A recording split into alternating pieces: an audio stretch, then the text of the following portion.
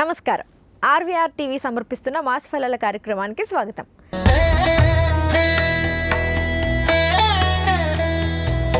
ప్రతి నెల ఏ రాశి వారికి ఎలా ఉంటుంది, గ్రహస్థితులు ఎలాంటి ప్రభావాన్ని చూపిస్తున్నాయి, వాటికి చేసుకోవాల్సిన పరిహారాలు ఏంటి అనేది మనం చెప్పుకుంటున్నాం.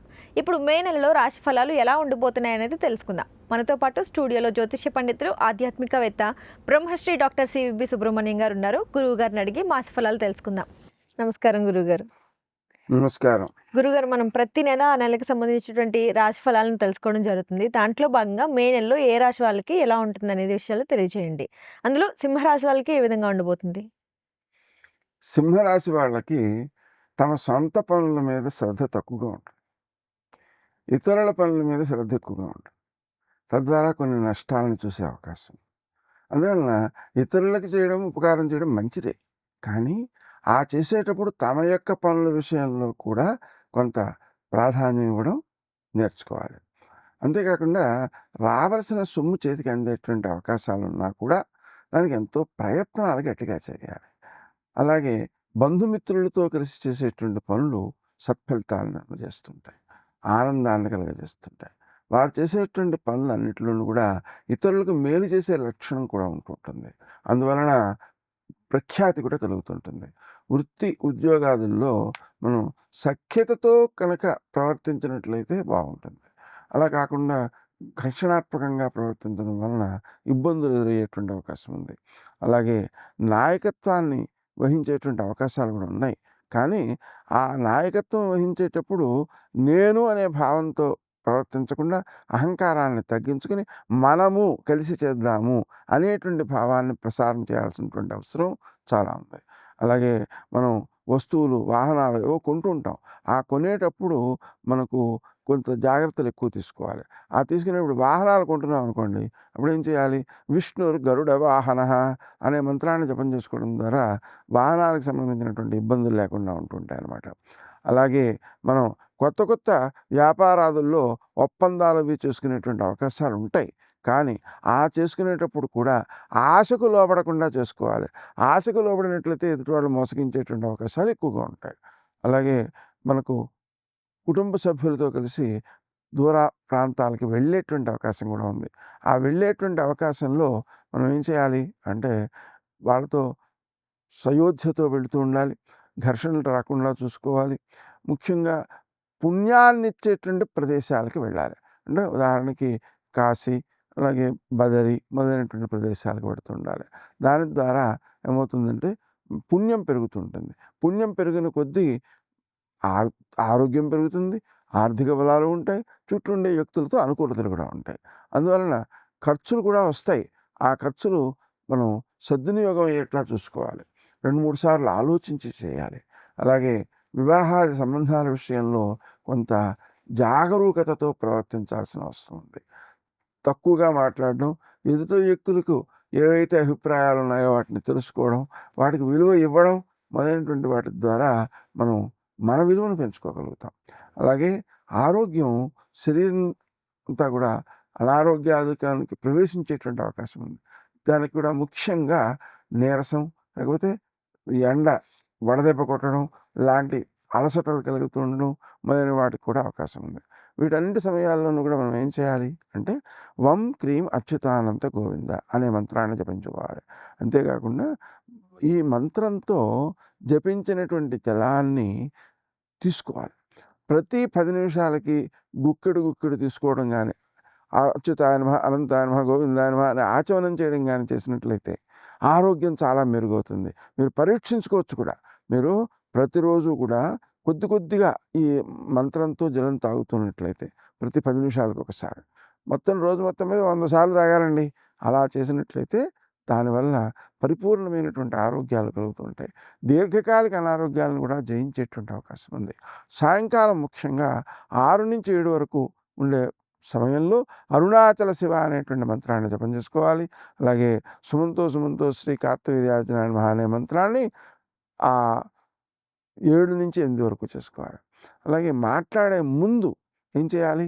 వాగ్దేవి అయిన నమః అనే మంత్రాన్ని కొంతసేపు జపించుకుని మాట్లాడినట్లయితే దానివల్ల మేలు కలుగుతుంది. ఉదయకాలం సూర్యుడిని ప్రార్థించాలి. అలాగే ఆదివారం రోజున సూర్యుడికి అర్ఘ్యం ఇవ్వాలి. గోధుమలు లేదా ఎరుపు రంగు వస్తువులు దానం చేయాలి. అలాగే మన ఇంట్లో ఎవరైతే పెద్దవాళ్ళు ఉన్నారో వాళ్ళకి ప్రదక్షిణం చేసి నమస్కారం చేయాలండి. అది పరిపూర్ణమైనటువంటి అభివృద్ధిని, ఆరోగ్యాన్ని కలుగజేస్తుంటుంది. వాళ్ళకి ఏది కావాలో ఆ అవసరాలు తీరుస్తుండాలి. Ayurveda knew how to soothe the throat and restore comfort 5,000 years ago. Powered with liposomal curcumin and botanicals that support relief at the source without synthetic stimulants, curcumin naturally supports throat comfort and immune defense. Licorice eases dryness, irritation, and hoarseness, supporting clear breathing and vocal comfort. Relief throat soothing curcumin gummy. Plant-based, sugar-free formula for gentle, effective throat wellness.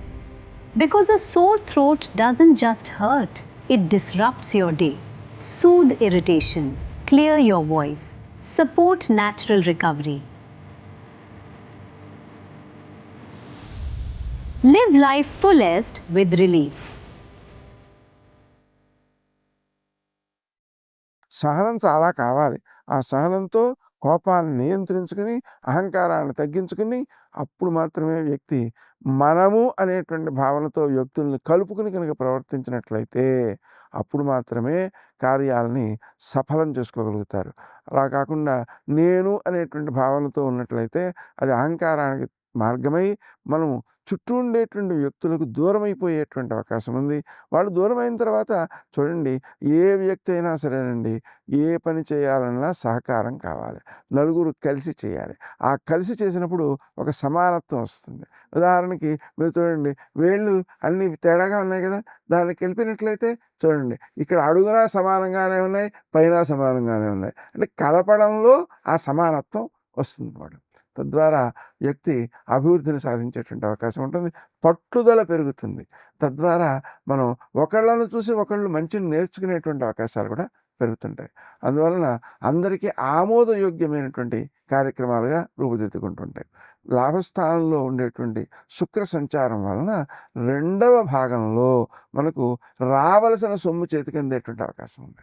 ఆ వచ్చిన సొమ్ము సద్వినియోగం కావాలి, రక్షించబడాలి అనేటువంటి భావనతో సుమంతో శ్రీ కార్తవీర్యార్జునాయ నమః అనే మంత్రాన్ని సాయంకాలం 7 నుంచి 8 వరకు కనుక జపించుకున్నట్లయితే ఆ ధనం సద్వినియోగం అవుతుంది.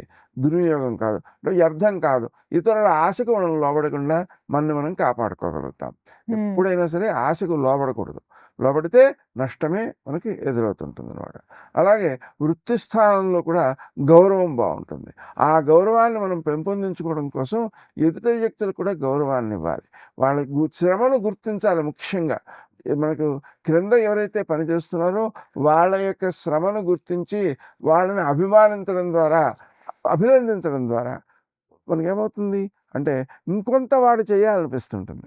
అందుకని చేసిన ప్రతిదాలను తప్పడుతుంటే వాడికి పని చేయబుద్ధి కాదు. అందుకని వాడిని ప్రోత్సహిస్తూ మనం వాడి యొక్క పనిని కనుక తీసుకున్నట్లయితే తక్కువ శ్రమతో ఎక్కువ ఫలితాన్ని సాధించేటువంటి అవకాశం ఉంటుంది. ముఖ్యంగా ఈ మాసము యొక్క ప్రాధాన్యాన్ని గుర్తిస్తూ మాసంలో చేసేటువంటి ధార్మిక కృత్యాలను తప్పనిసరిగా చేయాలి. వాటిని చేస్తున్నట్లయితే మేలు కలుగుతుంటుంది. ధార్మిక కృత్యాలు ఏమిటి అంటే, వేసవి కాలంలో చెప్పులు లేని వాళ్ళకి చెప్పులు ఇవ్వాలి, మంచినీళ్ళు అవసరమైన వాళ్ళకి మంచినీళ్ళు ఇవ్వాలి, అలాగే విసనకర్ర అవసరమైన వాళ్ళకి విసనకర్రలు ఇవ్వాలి.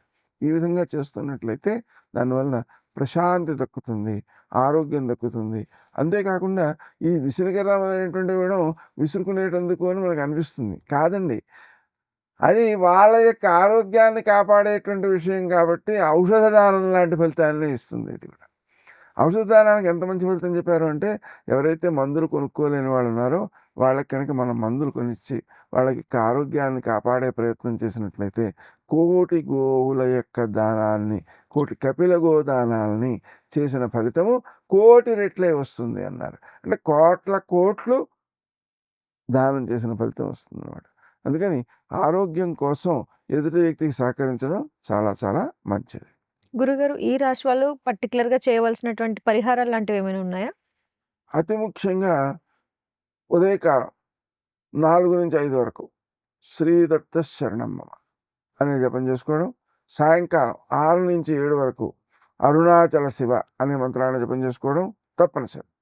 ఇక ఆర్థికంగా అభివృద్ధి కలగాలంటే మాత్రం మనం ప్రతిరోజు 2 గుప్పెళ్ళు శనగలు, 2 గుప్పెళ్ళు బియ్యము చెరో కలశంలోనూ పోసి దక్షిణగా పెట్టి అది వారానికోసారి ఏ ప్రసాదాలు పంచేటువంటి ఆలయంలోనో పంచినట్లయితే, అంటే ప్రసాదం అక్కడ వినియోగించేసినట్లయితే ఆలయంలో మనం ఈ వస్తువులు ఇచ్చేసామనుకోండి, వాళ్ళు ప్రసాదంగా చేసి పంచుతూ ఉంటారు.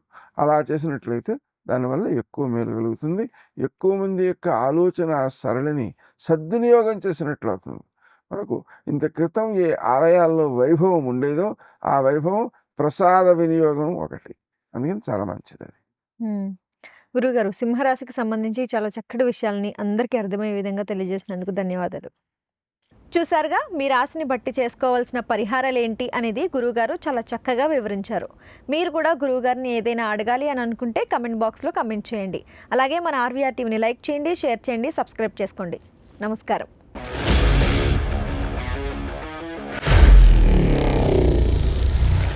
Honor Signatus, the biggest gated community in the heart of the city. Spacious 3, 3.5 and 4 BHK apartments at Kukatpalli, High-Tech City. 27.5 acres, 18 towers, G+25 floors, 1695 to 3815 square feet unit sizes. For more details, search for Honor Signatus.